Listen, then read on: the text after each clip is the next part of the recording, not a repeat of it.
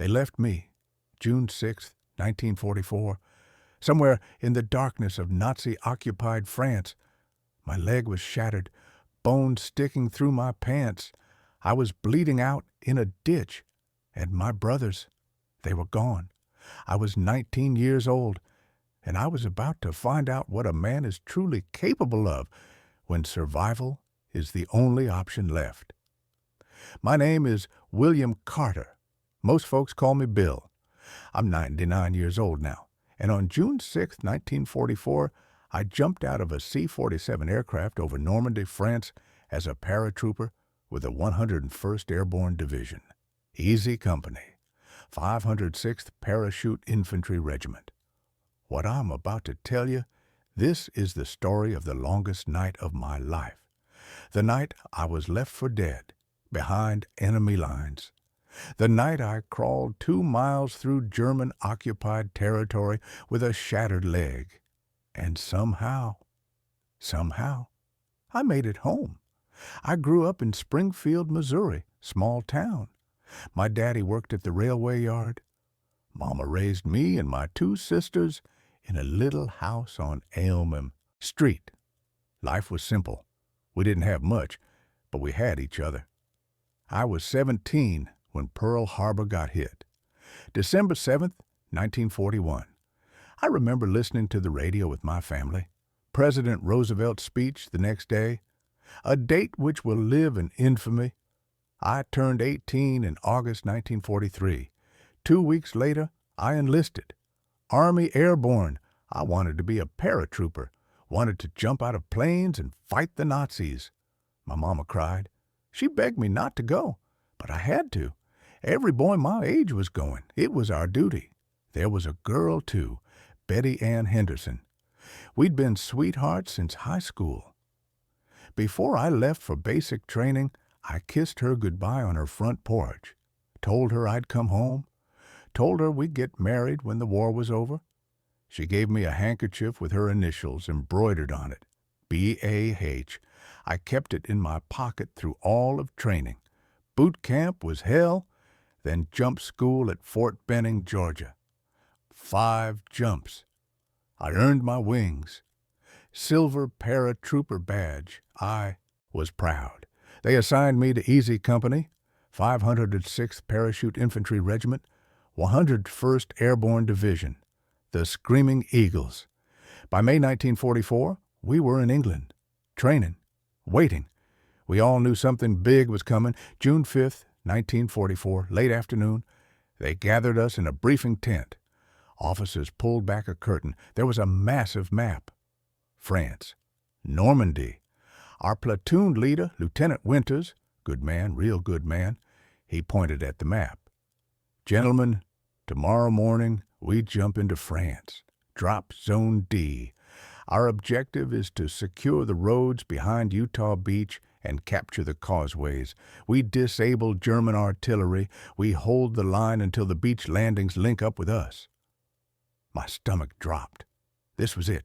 The invasion, the real thing. We prepped our gear, M1 Garand rifle, bayonet, grenades, ammo pouches, gas mask, entrenching tool, reserve parachute, main parachute. I was carrying over 100 pounds of equipment, could barely move. We got our faces painted with camouflage grease, loaded into trucks, drove to the airfield. The C-47s were lined up on the runway, dozens of them, engines roaring. I looked at the other guys in my stick. That's what we called our jump group. 12 men. Some were joking, some were quiet, some were praying. I pulled out Betty Ann's handkerchief, kissed it, put it back in my pocket. We loaded into the plane, sat on those hard metal benches, the doors closed, engines revved up, and we took off into the night. The flight was rough, really rough. We hit cloud cover. The plane was bouncing, shaking. Some guys were getting sick. I was sitting near the door. I could see flashes outside. At first, I thought it was lightning. Then I realized it was flak, anti-aircraft fire. The Germans were shooting at us. The plane lurched hard. Someone yelled, We're hit! The red light came on. Stand up, hook up, check equipment. I stood, hooked my static line to the cable. My hands were shaking. The guy next to me, Private Joe Liebgott from San Francisco. He looked at me and said, "See you on the ground, Carter." I nodded. "See you on the ground." The jump master was at the door. Green light. Go, go, go. The first guy jumped. Then the next. Then the next. My turn. I shuffled to the door. Wind screaming, engines roaring, tracers streaking past the plane. I jumped. The prop blast hit me like a truck. I tumbled. My chute deployed. Crack. Violent jerk. And then silence. Just wind. I was floating down into the darkness. I looked around. I could see other chutes, hundreds of them, white canopies drifting down like ghosts. And below, fire. Explosions. Tracer fire crisscrossing the sky. We were jumping into hell. I hit the ground hard, rolled. My training kicked in. I popped my chute release, grabbed my rifle. I was in a field, dark. I could hear gunfire, close, too close. I pulled out my cricket, a little metal clicker we used for recognition. Click, clack, click, clack. Someone clicked back. Click, clack. I moved toward the sound. Found two other guys from Easy Company. I didn't know their names. You see anyone else? No, we're scattered all over. We started moving, trying to link up with more paratroopers. Crack, crack, crack. Gunfire, muzzle flashes, Germans right in front of us. Contact! Contact! I dropped, started firing, my Garand hammering. The other guys were shooting too.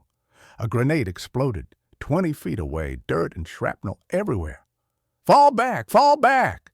We ran, scrambling through hedgerows, jumping over fences. Another explosion, this one close. I don't know how long I was out. Could have been minutes. Could have been an hour. I woke up, and everything hurt. My ears were ringing. I couldn't hear anything, just a high-pitched whine.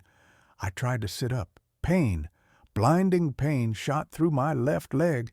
I looked down. My leg. Oh, God, my leg. The explosion had caught me.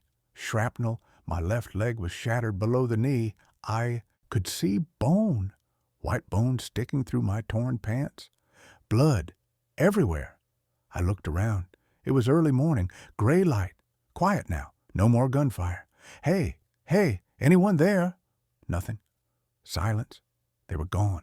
My guys. They'd pulled back. Probably thought I was dead. I was alone in enemy territory with a shattered leg. I was going to die here. No, I wasn't going to die. Betty Ann was waiting for me back home. I'd made her a promise. I had to move, had to get out of here before the Germans found me. I rolled onto my stomach, started crawling, using my arms, dragging my shattered leg behind me. Every movement was agony. Every inch felt like a mile. I could feel the bone grinding, blood soaking through my pants. I crawled through that field, into a hedgerow, through mud, through ditches. I didn't know where I was going. I just knew I had to move west, toward our lines, toward the beach. I heard voices, German voices, shouting. They were searching the area. I froze, pressed myself into the dirt, didn't breathe. They walked past, 50 feet away. When they were gone, I kept moving. Hours passed. The sun came up. It got hot. I was so thirsty. My canteen was gone, lost in the explosion. My leg, I couldn't feel it anymore. That scared me more than the pain. I thought about home, about Mama's cooking, about Betty Ann's smile, about my sisters. I thought about giving up, just lying down, closing my eyes. But I didn't. I kept crawling. I made it to a road, a dirt road. Covered in vegetation, I pulled myself into the brush on the side, waited. If I was right, if I'd been crawling in the right direction, this road led to the beach. Allied forces would be coming this way. I just had to wait. So I waited and prayed. I don't know how long I lay there. Could have been hours. I was drifting in and out.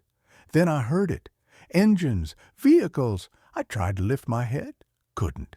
Please be ours. Please be ours. The engine sound got closer. I heard voices, American voices. Hold up. I got something in the brush. Boots running toward me. Holy, medic, medic. We got a wounded paratrooper here. Hands on me. Gentle hands. Someone was cutting away my pant leg. Someone else was wrapping my leg. You're okay, buddy. We got you. You're gonna make it. I tried to talk. My voice was barely a whisper. Easy company, 506th. Save your strength, trooper. We're getting you out of here. They lifted me onto a stretcher, put me in a jeep. As we drove away, I looked back at that field, at the road, at the 2 miles I'd crawled. I'd made it. I was alive. They evacuated me to England, field hospital, then back to the States. The doctors saved my leg. Barely. I still walk with a limp. 79 years later, I still feel that shrapnel on cold mornings. I came home in early 1945. Betty Ann was waiting for me at the train station. She cried when she saw me limping off that train. We got married 2 months later. We had 4 kids, grandkids, great-grandkids, great-great-grandkids now. I'm 99 years old. I'm one of the last ones left from Easy Company. I think about that night a lot, about being left behind, about crawling through that field, about the fear, the pain, the loneliness. But I also think about the strength I found, the will to survive, the promise I made to come home. A lot of boys didn't make it off that beach, didn't make it out of those fields. I was one of the lucky ones, so I live for them every day. I tell their stories, I honor their sacrifice, and I never, ever take a single day for granted. Thank you for listening, for remembering, for honoring the men of D-Day. If this story moved you, share it. Tell someone about the boys who jumped into Normandy, the boys who didn't come home. God bless you, and God bless America.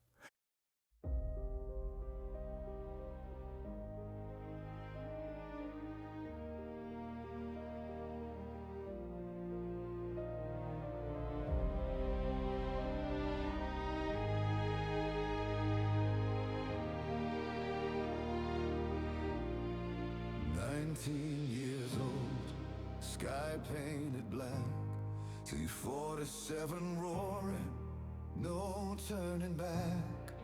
Jumped into hell over Normandy's shore, June the 6th, 1944. Silver wings on my chest, fear in my heart.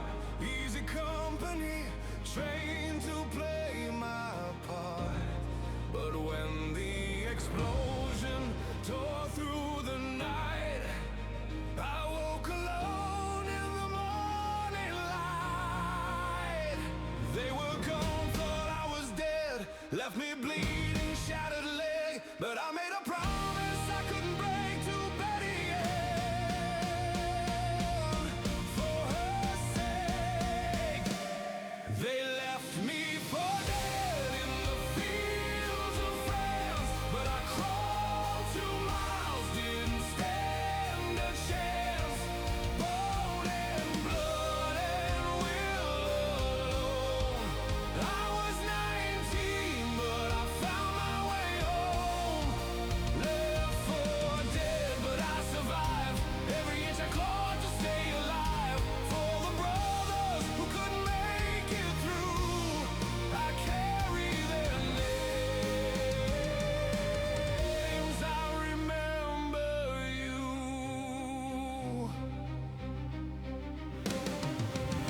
German voices 20 yards away, pressed in the mud, couldn't breathe, couldn't pray. The sun came up, burned my skin, every movement grinding bone within. The water left canteen was gone, just Betty's picture to keep holding on. 2 miles of hell, crawling through the pain. Each foot forward through the rain. They were gone, thought I was dead, but her face was in my head. Come home to me, that's what she said. So I crawled through dirt and dread. They left me for dead in the fields of France, but I crawled 2 miles, didn't stand a chance.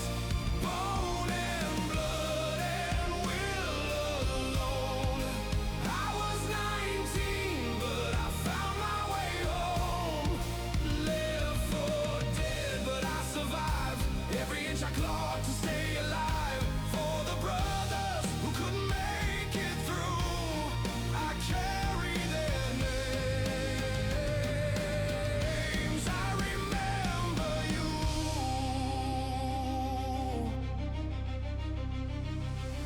724 didn't make it back. I see their faces when the screen fades to black. 99 years still hear the sound of brothers falling to the ground. Doc Washington, Joe Liebgott, all the boys. I live for them every single day, told their stories in my own way. This ain't my medal, this ain't my glory. This is their song, this is their story. They left me for dead in the fields of France, but I crawled 2 miles when I had no chance. Bone and blood and brothers' names, I survived to honor flames. Left for dead at 19 years, now 99 through all the tears. For Betty Ann, who waited true for easy company, I remember you. I'm one of the last ones left to tell about that day, about that hell. So listen close, don't let it fade. Remember the price that they all paid. They left me for dead, but I came